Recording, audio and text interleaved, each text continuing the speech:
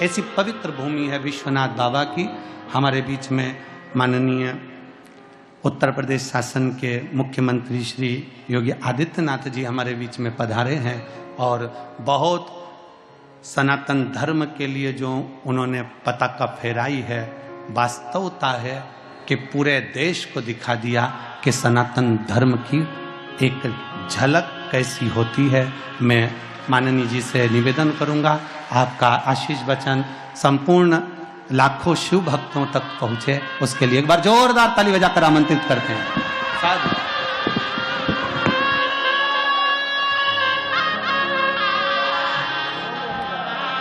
हर हर नमः पार्वती पतिये हर हर।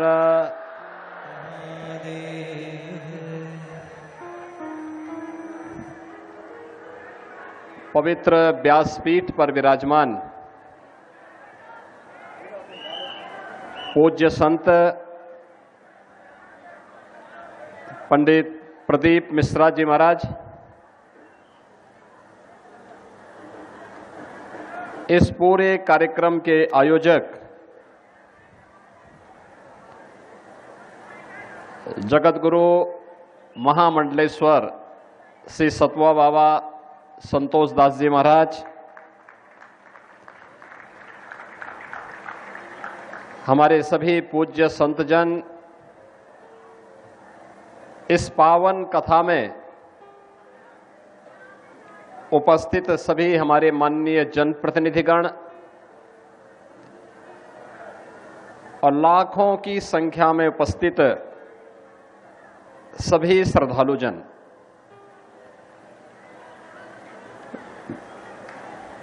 बाबा विश्वनाथ के इस पावन धरा पर और मां गंगा के इस पावन तट पर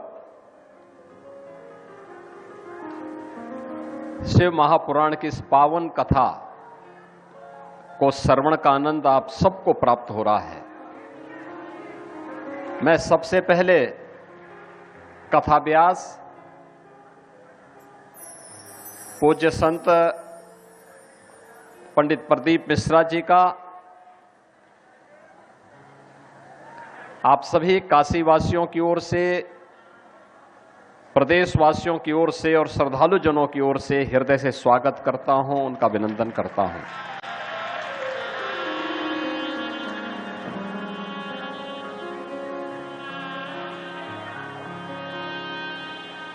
तेरह जनवरी से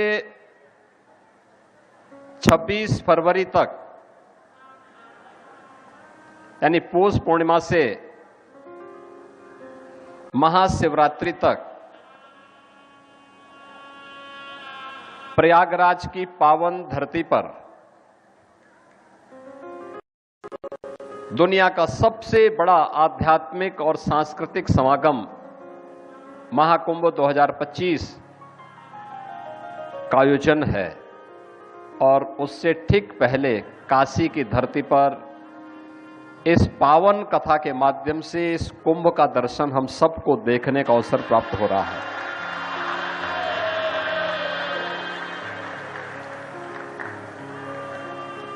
जिस अनुशासन के साथ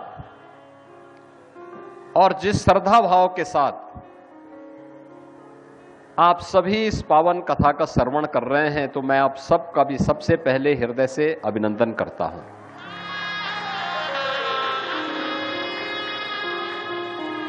अभिनंदन दोनों प्रकार से, भगवान शिव का भक्त होने के नाते भी, सनातन धर्मावलंबी होने के नाते भी, और उत्तर प्रदेश का दायित्व भी मेरे पास है। तो उत्तर प्रदेश में पावन कथा का आयोजन हो रहा है, तो इस दृश्य से भी मैं अभिभूत हूं इस सब दृश्य देख करके। मुझे पहले से पता था, मुझे याद है गत माह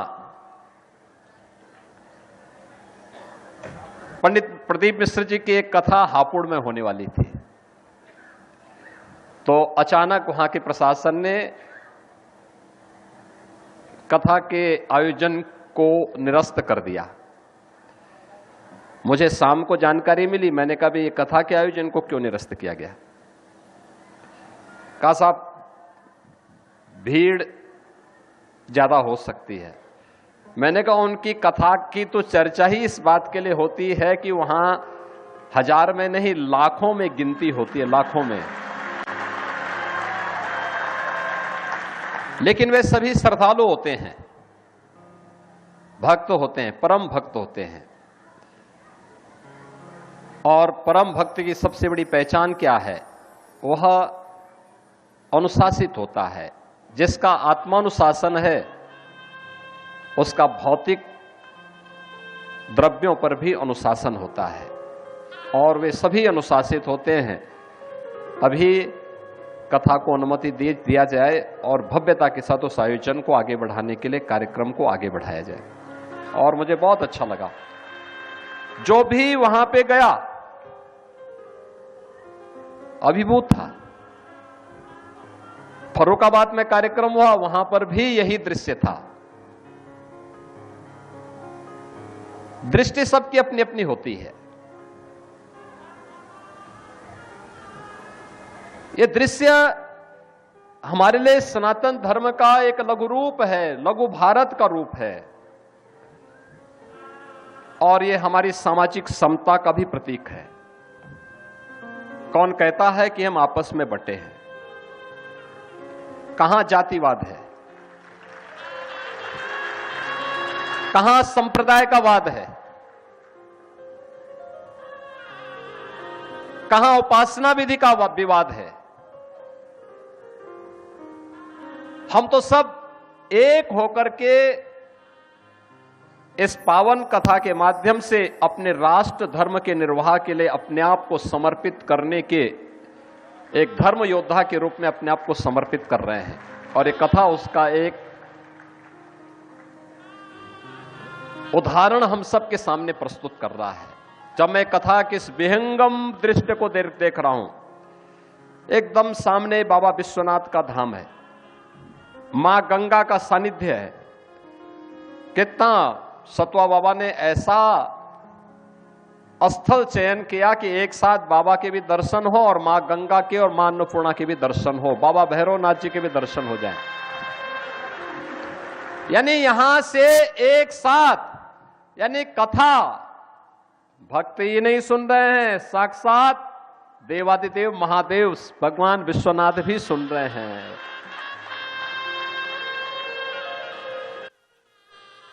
बाबा भैरवनाथ भी सुन रहे हैं, काल भैरव भी सुन रहे हैं, और मां गंगा और मां अन्नपूर्णा भी सुन रही है।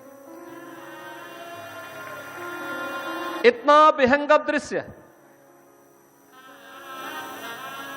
ये उन सभी लोगों के मुंह पे एक जवाब है जो हमें जाति के नाम पर, क्षेत्र के नाम पर, भाषा के नाम पर, तमाम वादों के नाम पर बांटते हैं। उनकी आंखों को खोलने के लिए कथा पर्याप्त है। इस कथा का विहंगम दृश्य ही पर्याप्त है। और अब मुझे इस बात की भी प्रसन्नता है कि 5000 वर्ष पहले हम जिस पवित्र पीठ को व्यासपीठ कहते हैं, भगवान वेदव्यास की वो पवित्र परंपरा, भगवान वेदव्यास ने चारों वेदों का संग्रह करके आने वाली पीढ़ी को दिया। गुरु शिष्य की परंपरा वेदों के संरक्षण के लिए कैसे बननी है, भगवान वेदव्यास ने परंपरा दी। महाभारत जैसा 1,00,000 श्लोकों का महाप्रबंधन काव्य,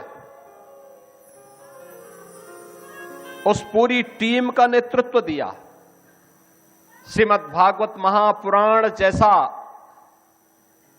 ज्ञान, भक्ति और वैराग्य का एक अद्भुत त्रिवेणी का महापुराण, मुक्ति का, यानी जीवन की सफलता का रहस्य जिसमें छुपा हुआ हो, वह जिस भगवान वेदव्यास ने दिया हो।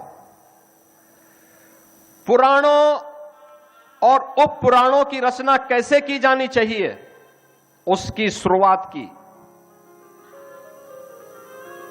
जिस भगवान वेदव्यास ने उस समय के सबसे बड़े राजवंश कुरु वंश को न केवल हर विपरीत परिस्थितियों में बचाया, बल्कि 8 पीढ़ियों का प्रत्यक्ष रूप से एक सार्थक निर्देशन देकर के उसका नेतृत्व भी दिया।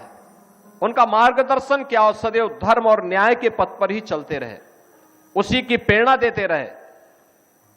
अंततः भगवान वेदव्यास को भी बोलना पड़ा था। उस समय की स्थिति कितनी तनावपूर्ण रही होगी, किस प्रकार की त्रासदीपूर्ण रही होगी, जब भगवान वेदव्यास को बोलना पड़ा था कि मैं दोनों हाथ उठा करके लोगों से चिल्ला चिल्ला के बोल रहा हूं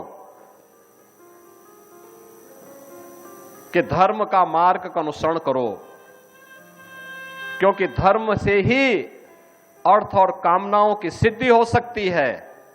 लेकिन मेरी कोई सुनता नहीं। लेकिन आपकी इस पावन कथा ने, महाराज आपकी इस पावन कथा ने यह साबित किया है कि नहीं, देश धर्म की बात को सुन रहा है और भगवान वेदव्यास का सम्मान कर रहा है। व्यासपीठ अगर सुनाने को तैयार है तो श्रद्धालु सुनने को भी तैयार है, भक्त सुनने को भी तैयार है। और आज इस अवसर पर आप सभी को सचमुच हमें इन पावन कथाओं के माध्यम से राष्ट्रीय एकता को संबल मिलता है, राष्ट्र धर्म को मजबूती मिलती है। हम सबका ध्येय अपने इष्ट के प्रति, अपने देवी देवताओं के प्रति, अपने समाज के प्रति तो होना ही चाहिए, लेकिन अंततः ये मान के चलना चाहिए कि हम सबका अंतिम लक्ष्य होना चाहिए कि हमारे राष्ट्र की एकता और अखंडता को कोई चुनौती न देने पाए, उसको कोई खंडित न करने पाए, क्योंकि उसी में देश भी बचा हुआ है, उसी में धर्म भी बचा हुआ है, उसी में समाज भी बचा हुआ है, उसी में हम सब भी बचे हुए हैं, उसी में हमारी कथाओं की पावन परंपरा भी बची हुई है। और उस पावन कथा के श्रवण का आनंद आप सब ने लिया, आप ले रहे हैं, और वह भी काशी में। मैं इसके लिए सतवा बाबा को भी और उनकी पूरी टीम को भी हृदय से उनका भी अभिनंदन करता हूं। और मैं इस अवसर पर इस पूरी कथा के प्रति अपनी शुभकामनाएं देता हूं, और एक बार फिर से कथा व्यास पूज्य संत पंडित प्रदीप मिश्रा जी को हृदय से बधाई देता हूं एक सफल आयोजन के लिए, सफल कार्यक्रम के लिए, इस सफल बृहद विहंगम दृश्य को, मां गंगा के तट पर इतना बृहद आयोजन इतने अनुशासित तरीके से यहां पर हो रहा है, इसके लिए मैं आपका हृदय से अभिनंदन करता हूं। और आपकी ये यात्रा सनातन धर्म के लिए, भारत के लिए इसी बृहद रूप में आगे बढ़ती रहे, इसके लिए हमारी शुभकामना है। उत्तर प्रदेश की पूरी शुभकामना आपके साथ में है। इस पूरे अभियान के प्रति मैं अपनी शुभकामनाएं देते हुए अपनी वाणी को यहीं पे विराम देता हूं। जय जय श्री राम।